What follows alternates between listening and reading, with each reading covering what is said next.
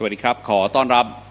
พี่น้องประชาชนและก็พี่น้องสื่อมวลชนนะครับเข้าสู่การแถลงข่าวของศูนย์เฉพาะกิจบริหารสถานการณ์บริเวณชายแดนไทยกัมพูชาหรือสบทกประจำวันที่ 4 สิงหาคม พุทธศักราช 2568 นะครับ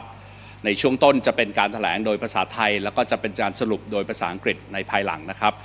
So once again, welcome to the press conference of the Ad Hoc Center of Thailand-Cambodia border situation. We'll give the presentation in Thai first, followed by the English language summary afterwards. ในส่วนของประเด็นแรกที่อยากจะขอชี้แจงให้พี่น้องประชาชนรับทราบครับก็คือในเรื่องของสถานการณ์ในภาพรวมบริเวณชายแดนไทยกัมพูชานะครับก็ปรากฏในส่วนที่ผ่านมานะครับในช่วงเวลาที่ผ่านมาก็คือทั้งสองฝ่ายก็ยังมีการวางกำลังในพื้นที่ในที่มั่นของตนเองนะครับไม่มีการเคลื่อนไหวที่มีนัยสำคัญครับทั้งนี้ก็มีรายงานว่าทางฝ่ายกัมพูชาครับก็ได้มีการดัดแปลงที่มั่นและมีการเพิ่มเติมกำลังในพื้นที่หลักประกอบไปด้วยปราสาทตาเมือนทมปราสาทตาควายช่องโดนเอา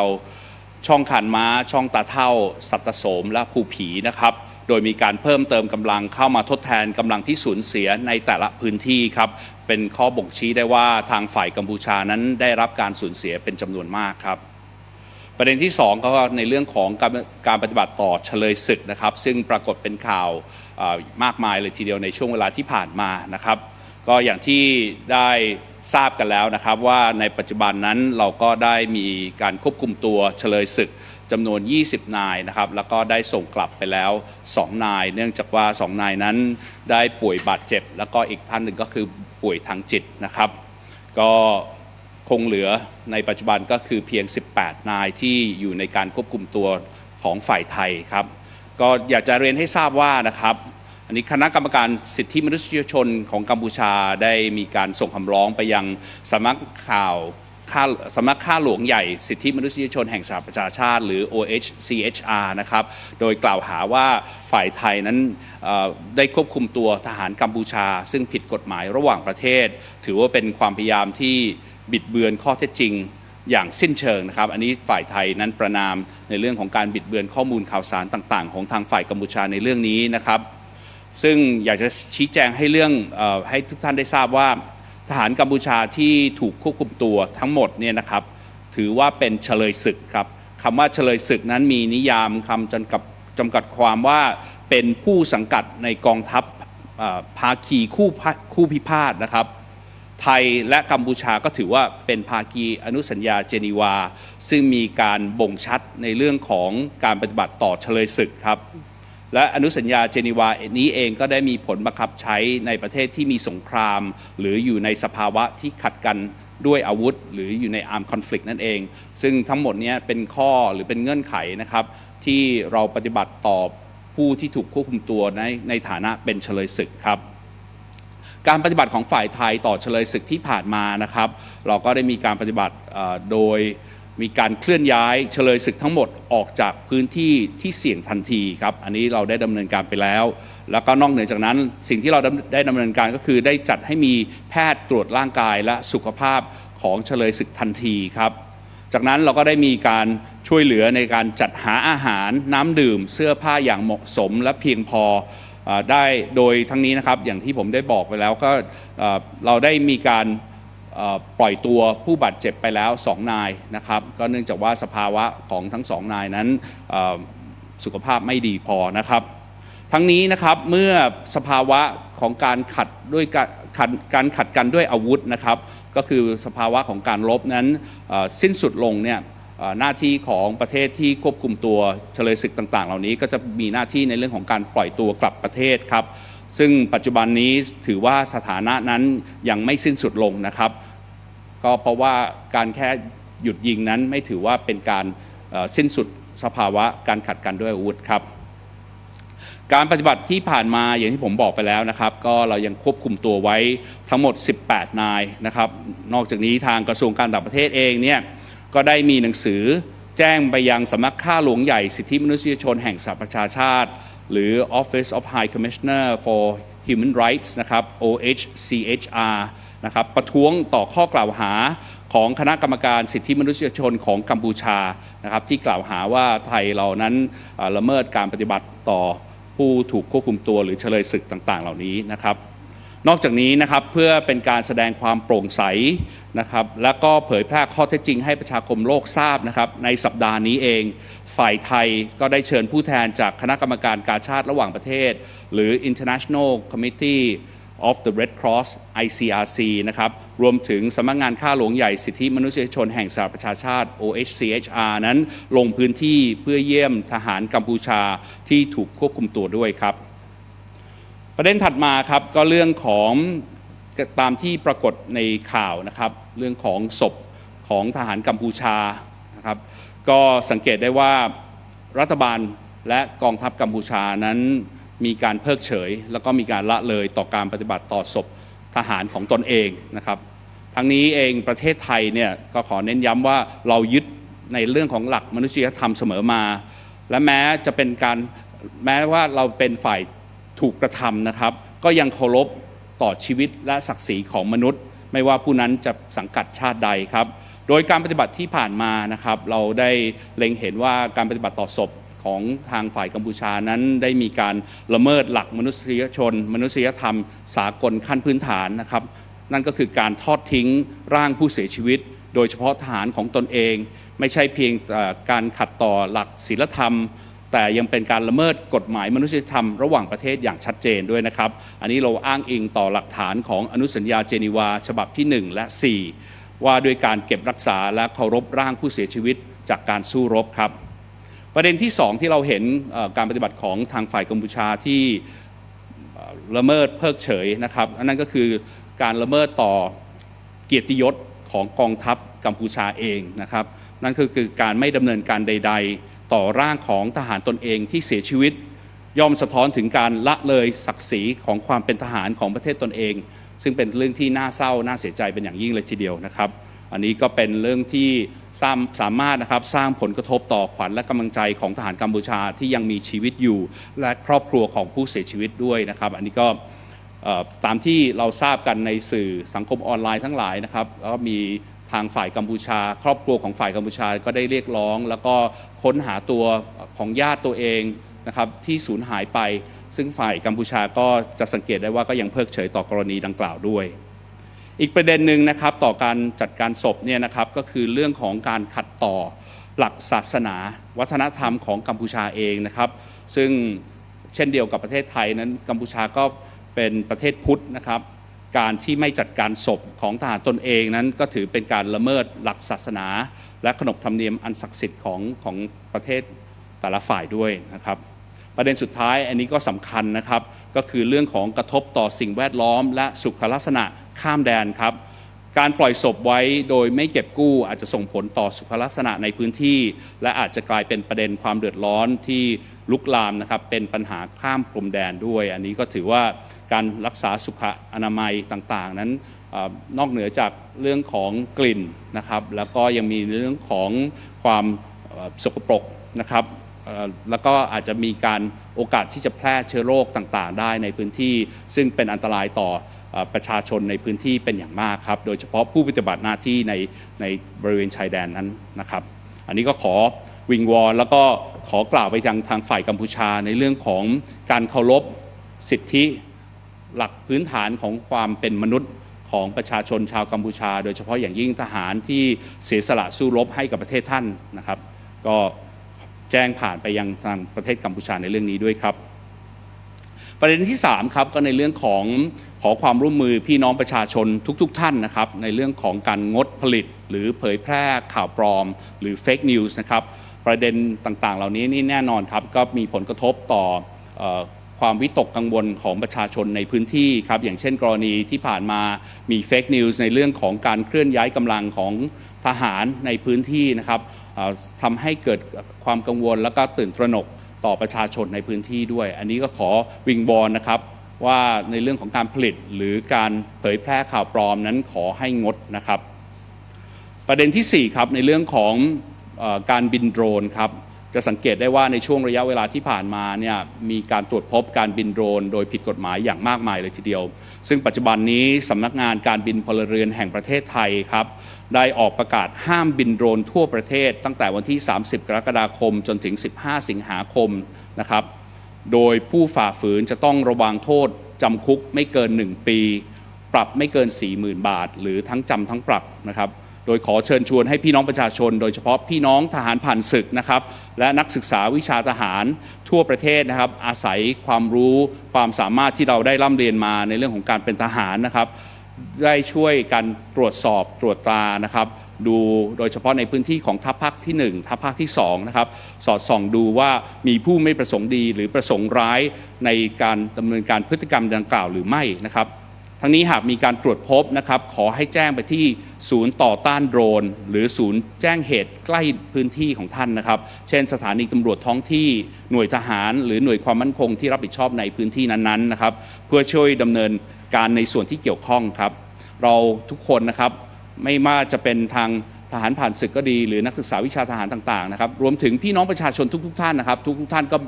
สามารถมีส่วนร่วมได้ครับเราร่วมกันเป็นทีมไทยแลนด์นะครับเพื่อดูแลความมั่นคงของชาติด้วยกันครับทั้งนี้ในมาตรการเชิงลุกเองนะครับทางสำนักงานตำรวจแห่งชาติก็จะลงพื้นที่เพื่อตรวจสอบการครอบครองโดรนทั่วประเทศนะครับโดยจะมีการตรวจสอบข้อมูลจากสำนักงานการบินพลเรือนแห่งประเทศไทยนะครับในเรื่องของผู้ที่ได้รับใบอนุญาตบินนะครับข้อมูลของผู้ขออนุญาตใช้ความถี่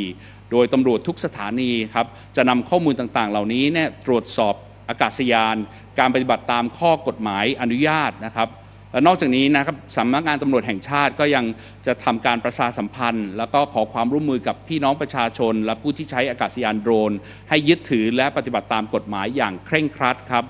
ทำความเข้าใจกับประชาชนให้ตระหนักในความสำคัญไม่ให้ตกเป็นเครื่องมือของฝ่ายตรงข้ามโดยได้ดำเนินการไปแล้วนะครับในบางพื้นที่แล้วก็พบว่ายังมีการไม่ปฏิบัติตามกฎหมายและระเบียบอยู่ส่วนหนึ่งนะครับซึ่งได้ทำการตักเตือนแล้วก็ขอความร่วมมือพี่น้องประชาชนอีกครั้งหนึ่งครับในการปฏิบัติตามกฎหมายซึ่งต่อจากนี้ไปนะครับทางเจ้าหน้าที่ตำรวจก็จะดำเนินการบังคับใช้กฎหมายอย่างจริงจังและเด็ดขาดครับอันนี้ก็เป็นประเด็นที่อยากจะขอวิงวอนให้พี่น้องประชาชนช่วยเป็นหูเป็นตาสอดส่องดูแลการใช้โดรนโดยผิดกฎหมายปัจจุบันนี้ไม่อนุญาตให้บินโดรนใดๆทั่วประเทศแล้วนะครับไม่ว่าจะเป็นโดรนทางเชิงพาณิชย์ก็ดีหรือเชิงเกษตรก็ดีอีกประเด็นหนึ่งครับประเด็นสุดท้ายครับของฝ่ายความมั่นคงครับเรื่องของกำหนดการ GBC ที่กำหนดเกิดขึ้นในช่วงเวลา 4-7 สิงหาคมนี้นะครับก็อยากจะขอเน้นย้ำว่าในช่วงเวลาวันที่ 4-6 สิงหาคมก็ยังเป็นการประชุมของฝ่ายเลขานุการร่วมนะครับของฝ่ายไทยและกัมพูชาไม่มีประเทศอื่นๆเข้ามาร่วมนะครับมีแค่ไทยและกัมพูชาร่วมในการประชุมฝ่ายเลขานุการครับจากนั้นในวันที่ 7 สิงหาคมครับก็จะเป็นการประชุมหลักหรือเป็นการประชุม General Border Committee นะครับซึ่งความหมายก็คือคณะกรรมการทั่วไปนะครับคณะกรรมการชายแดนทั่วไปนั่นเองนะครับโดยองค์ประกอบของคณะกรรมการประชุมหลักในวันที่ 7 สิงหาคมนี้นะครับก็จะประกอบด้วยเจ้ากรมกิจการชายแดนทหารครับผู้แทนกระทรวงการต่างประเทศนะครับไม่ว่าจะเป็นในเรื่องของกรมภูมิภาคที่ดูแลชายแดนไทยกัมพูชานะครับรวมไปถึงกรมสนธิสัญญาที่จะดูแลในเรื่องของตัวบทกฎหมาย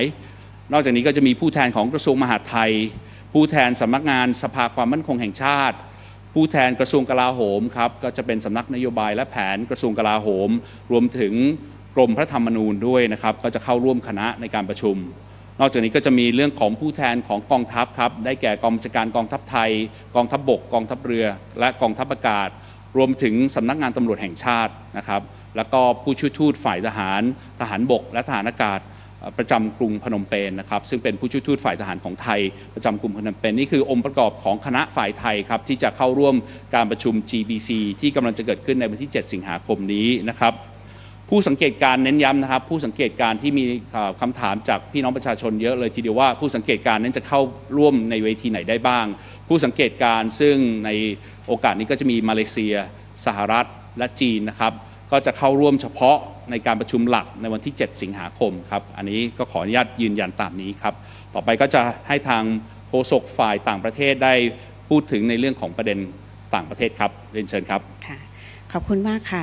สำหรับประเด็นด้านการต่างประเทศนะคะที่ได้มีการหารือกันวันนี้ในที่ประชุมสบทกนะคะมี2เรื่องเด่นๆที่จะนำเรียนให้พี่น้องประชาชนและสื่อมวลชนรับทราบนะคะสำหรับเรื่องแรกนะคะเกี่ยวกับการดำเนินการของกระทรวงการต่างประเทศผ่านสถานเอกอัครราชทูตและสถานกงสุลใหญ่เพื่อชี้แจงข้อเท็จจริงเกี่ยวกับสถานการณ์ไทยกัมพูชาต่อประชาคมโลกนะคะตลอดช่วงเวลาหลายวันที่ผ่านมาท่านเอกอัครราชทูตและกงสุลใหญ่ของไทยทั่วโลกรวมทั้งผู้บริหารระดับสูงยังคงใช้โอกาสต่างๆที่จะชี้แจงข้อเท็จจริงและจุดยืนของไทยผ่านช่องทางการทูตและเวทีระหว่างประเทศที่สำคัญต่างๆอย่างต่อเนื่องนะคะเช่นการชี้แจงของท่านอธิบดีกรมยุโรปนะคะในการประชุมเฮลซิงกิ+50ภายใต้กรอบขององค์การว่าด้วยความมั่นคงและความร่วมมือในยุโรปนะคะที่เรียกกันว่า OSCE สำหรับผู้บริหารระดับสูงและท่านทูตของไทยท่านอื่นๆนะคะก็ได้เข้าพบกับบุคคลระดับสูงของประเทศเจ้าบ้านและให้สัมภาษณ์สื่อต่างประเทศด้วยนะคะเพื่อให้ข้อมูลและตอบข้อสงสัยต่างๆของมิตรประเทศเกี่ยวกับสถานการณ์ตอกย้ำท่าทีของไทยที่ยึดมั่นในการแก้ไขปัญหาอย่างสันตินะคะและการดำเนินการที่มีความโปร่งใสและเน้นให้ข้อเท็จจริงโดยไม่บิดเบือนจากรายงานของท่านทูตไทยทั้งหลายนะคะที่ผ่านมาทราบว่าการดำเนินการของฝ่ายไทยในลักษณะนี้ได้รับการตอบรับด้วยดีนะคะจากมิตรประเทศต่างๆที่ได้แสดงความเห็นใจและสนับสนุนแนวทางการดำเนินการของฝ่ายไทยเรื่องที่2นะคะเกี่ยวกับการจัดการบรรยายสรุปแก่คณะทูตและการเข้าร่วมกิจกรรมเสวนาที่ FCCT เพื่อเป็นการให้ข้อเท็จจริงแก่ประชาคมโลกอย่างต่อเนื่องและเป็นวงกว้างนะคะเมื่อเช้าของวันนี้ 10:30 นาทีนะคะกระทรวงการต่างประเทศได้จัดการบรรยายสรุปแก่คณะทูตและองค์การระหว่างประเทศอีกครั้งเกี่ยวกับสถานการณ์ชายแดนไทยกัมพูชาซึ่งมีผู้เข้าร่วมกว่า121คนนะคะจาก74 ประเทศนะคะ1องค์กรและอีก16องค์การระหว่างประเทศหลักๆนะคะเพื่อรายงานถึงผลการลงพื้นที่ของคณะทูตผู้ช่วยทูตฝ่ายทหารต่างประเทศนะคะและสื่อมวลชนทั้งไทยและต่างประเทศเมื่อวันศุกร์ที่1 สิงหาคมที่ผ่านมารวมทั้งให้ข้อมูลเพิ่มเติมเกี่ยวกับสถานการณ์ปัจจุบันและพัฒนาการล่าสุดการบรรยายสรุปจัดขึ้นเป็นครั้งที่3นะคะนับตั้งแต่เกิดสถานการณ์และเป็นโอกาสที่ได้ชี้แจงข้อเท็จจริงหลายประเด็นที่ฝ่ายกัมพูชาสร้างข่าวปลอมขึ้นมานะคะโดยวันนี้รัฐมนตรีว่าการกระทรวงการต่างประเทศเป็นผู้นำการบรรยายเองนะคะสรุปนอกจากการแถลงข่าวที่นี้แล้วนะคะท่านสามารถติดตามผลการบรรยายสรุปตามที่ท่านโฆษกกระทรวงการต่างประเทศจะมีแจ้งให้สื่อมวลชนรับทราบต่อไปจากการบรรยายสรุปแก่คณะทูตนะคะสามารถติดตามได้ในหน้า Facebook ของกระทรวงการต่างประเทศต่อไปค่ะโทษค่ะนอกจากนี้สำหรับวันนี้นะคะตอนเวลา 18 นาฬิกาดิฉันกับท่านโฆษกสบทกฝ่ายความมั่นคงนะคะก็จะไปร่วมเสวนาใน Panel Discussion ที่สมาคมผู้สื่อข่าวต่างประเทศแห่งประเทศไทยนะคะ FCCT ในหัวข้อการรายงานข่าวและแนวทางการสื่อสารสาธารณะเกี่ยวกับสถานการณ์ความตึงเครียดตามแนวชายแดนไทยกัมพูชาซึ่งเปิดให้สื่อทั้งไทยและต่างประเทศนะคะรวมถึงสาธารณชนร่วมรับฟังได้ด้วยนะคะโดยงานนี้จะเป็นอีกช่องทางสำคัญที่จะได้พูดคุยถึงแนวทางการทำงานของเราในเรื่องนี้นะคะและแสดงถึงความพร้อมของพวกเราที่จะแลกเปลี่ยนรับฟังความเห็นและมีปฏิสัมพันธ์กับสื่อมวลชนอย่างเปิดเผยและสร้างสรรค์เกี่ยวกับประเด็นสำคัญต่างๆเช่นสงครามข้อมูลข่าวสารนะคะและแนวทางบริหารสถานการณ์ร่วมกันสุดท้ายนี้นะคะขอส่งกำลังใจให้คณะผู้แทนไทยที่กำลังประชุมกรอบ GBC ที่ประเทศมาเลเซียนะคะซึ่งเป็นอีกก้าวสำคัญของการกลับสู่โต๊ะเจรจากับ ฝ่ายกัมพูชานะคะบนพื้นฐานของความสุจริตใจเพื่อลดความตึงเครียดและแก้ไขปัญหาระหว่างการอย่างสันติวิธีค่ะขอบคุณค่ะครับขอบคุณครับ So I would like to give a quick summary in English language of what we briefed to members of the public. As a result of our meeting, the outcomes from the meeting of the Ad Hoc Center for Thailand-Cambodia border situation this morning, we have the following to report.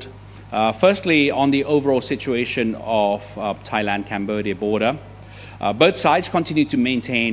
their forces in fortified positions. There are reports that the Cambodian armed forces has modified its strongholds and reinforced key areas, including Ta Mun Thom Temple, Ta Kwai Temple, Chong Donau, Chong Khan Ma, Chong Ta Thao, Satasom, and Phu Phi.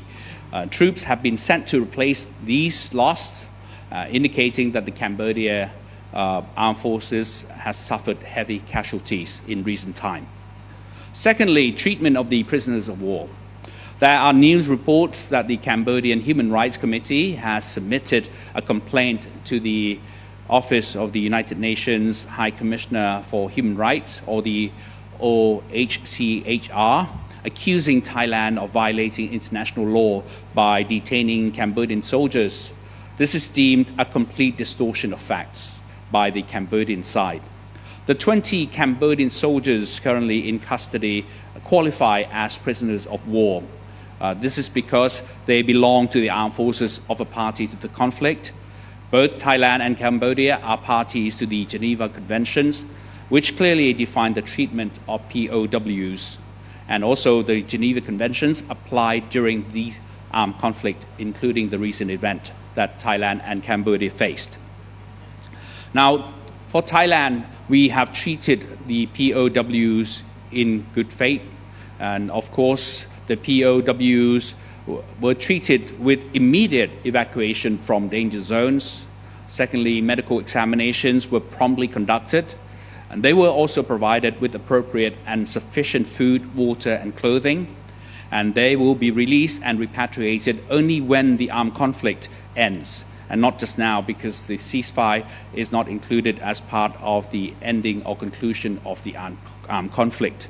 And to date, 2 Cambodian POWs out of the 20, one injured and one with mental illness, were repatriated on the 1st of August 2025, and still with 18 still in custody by the Thai authorities. Additionally, the Thai Ministry of Foreign Affairs has submitted a formal protest to the OHCHR against the Cambodian Human Rights Committee's accusations. To demonstrate transparency this week, Thailand has invited representatives from the International Committee of the Red Cross, or the ICRC, and the OHCHR to visit the detained Cambodian soldiers on site. Now, another part of the issue that we discussed at the ad hoc center meeting today was the observations from the news regarding the treatment of the Cambodian war dead. It appears that the Cambodian government and military have neglected their obligation to take care of the bodies of their deceased soldiers. Thailand has always upheld humanitarian principles, even when we are the affected country. We still respect human life and dignity of our adversary, and regardless of their nationality. The reason why they have been accused, or the Cambodian armed forces have been accused of violating the treatment of the war dead are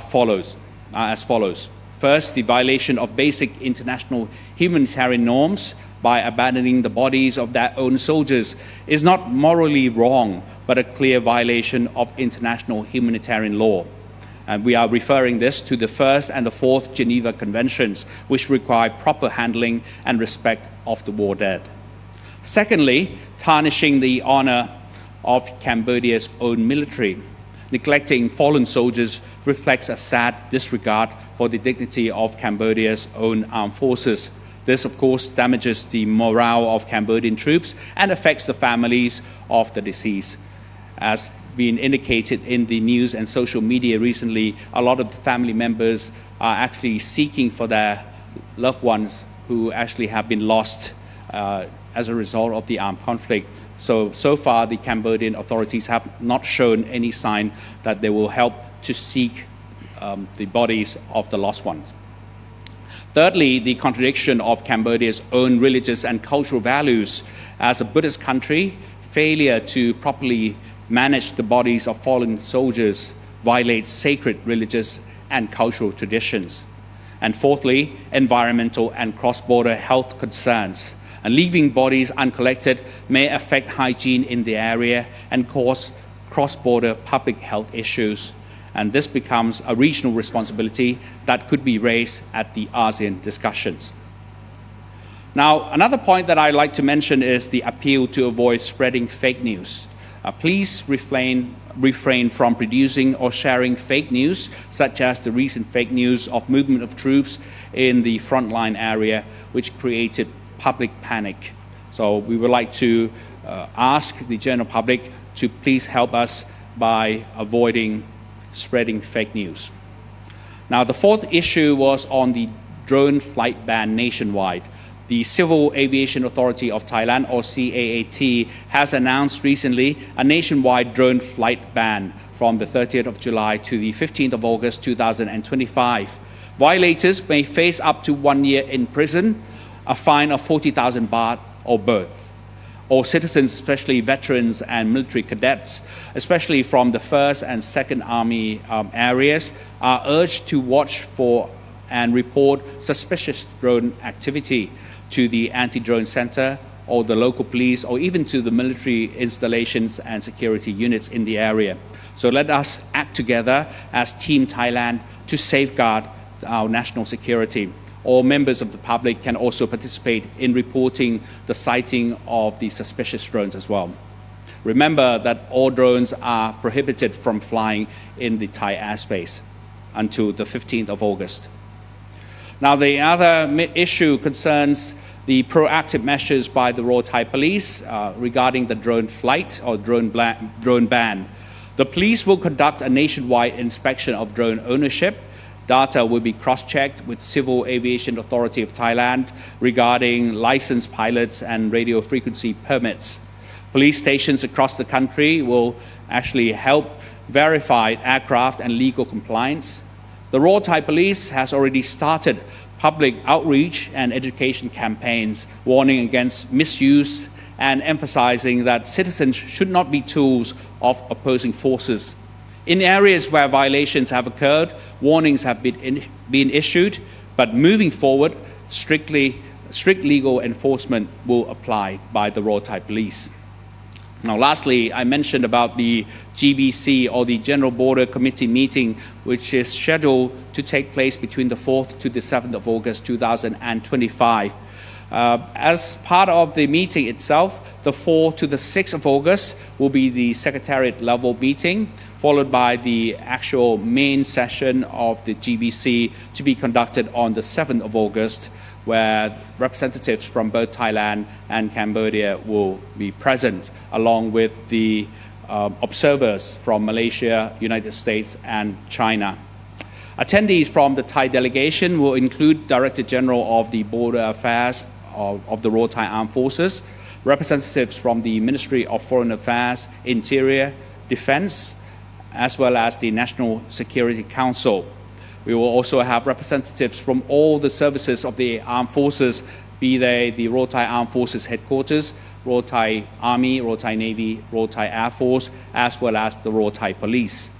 The military attaches, Phnom Penh, the Thai military attaches in Phnom Penh will also participate in this meeting as well. We'll have the Army, Air Force attaches present. Again, I would like to emphasize that observers may attend only on the 7th of August in the main session of the meeting. So that's all I have for the security aspect. I'll now pass on to the public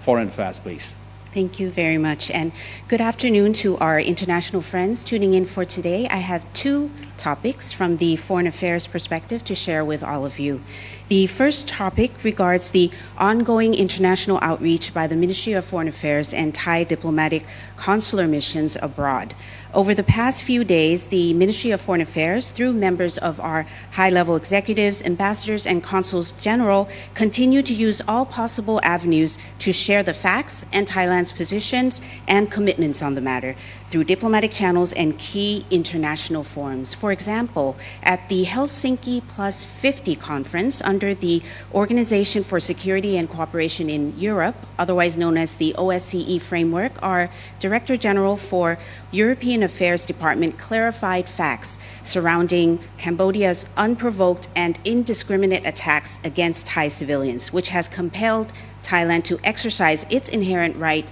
to self-defense under international law. She also reiterated Thailand's commitment to the ceasefire agreement and readiness to utilize existing bilateral mechanisms to resolve the situation. For other Ministry of Foreign Affairs executives and ambassadors, they have paid courtesy calls and on high-level representatives of their host countries and given interviews to international media to provide updated information and clarifications on issues of mutual interest regarding the situation, as well as to reaffirm our principled position that adheres to the peaceful resolution of tensions and, most importantly, our ongoing commitment to transparency and providing the facts without any distortion. The feedback has been positive, with countries expressing their sympathy and support for our approach and management of the situation thus far. The second topic regards a follow-up briefing on the situation for diplomatic corps and international organizations, as well as an FCCT panel discussion. Today at 10:30, the Ministry of Foreign Affairs held another follow-up briefing on the Thailand-Cambodia situation for diplomatic missions and international organizations, which was attended by 121 diplomats from 74 countries, 1 organization, and 16 international organizations. They were briefed on the outcomes of the recent visit to the affected civilian areas on Friday, August 1st, by the Diplomatic Corps defense attachés and the media, foreign and Thai, and additional information as well, of course, on the latest developments in the current situation. This briefing was led by the Minister of Foreign Affairs, and it was the third such briefing since the situation began. It is an opportunity for us once again to clarify the facts on a number of issues which regrettably have been subjected to Cambodian disinformation. So in addition to our press briefing here, you are very welcome to follow the outcomes of this diplomatic briefing, which the Ministry of Foreign Affairs spokesperson will brief the press on afterwards. This will be live on our Facebook page, so do feel free to follow us there. Also today at 6 p.m., 1800 hours this evening, the spokesperson for Security Affairs and myself will join a panel discussion at the Foreign Correspondents Club of Thailand, the FCCT, titled Media Coverage and Public Communications Approaches for the Thai-Cambodian Border Tensions. This is open to Thai and foreign media as well as interested members of the public. The event will provide yet another important channel through which we will discuss the directions and the operations of our public communications work on this matter. We are ready to share, we're ready to listen, and to have open and constructive discussions on issues such as the current information warfare and how we can address it and manage it together. Final remarks for today, let me conclude by sending a word of encouragement to our team who are right now in Malaysia, beginning with the GBC Secretariat level meeting today. Their discussions represent a further and very important return to the negotiating table on the basis of good faith and to de-escalate tensions and resolve our differences peacefully. Thank you very much, and let me bring the floor back to the spokesperson for Security Affairs, please. ครับก็สุดท้ายนี้อยากจะขอฝากทุกท่านด้วยภาพนี้นะครับในเรื่องของการติดตามข้อมูลข่าวสารข้อเท็จจริงต่างๆนะครับสามารถติดตามได้ทาง Facebook Page ของศูนย์เฉพาะกิจชายแดนไทยกัมพูชาทีมไทยแลนด์นะครับตามแผ่นฉายนี้ได้เลยครับอย่าลืมนะครับทุกท่านสามารถเป็นพลังให้กับประเทศชาติเรารวมใจไทยเป็นหนึ่งนะครับเราร่วมกันในเรื่องของการรักษาดูแลอธิปไตยของประเทศชาติแล้วก็ร่วมต่อสู้กันต่อไปครับในสภาวะการเช่นนี้เพื่อให้ประเทศชาติของเรานั้น ได้ยั่งยืนแล้วก็มีความสงบสุขสันติสุขต่อไปครับขอบคุณครับขอบคุณค่ะ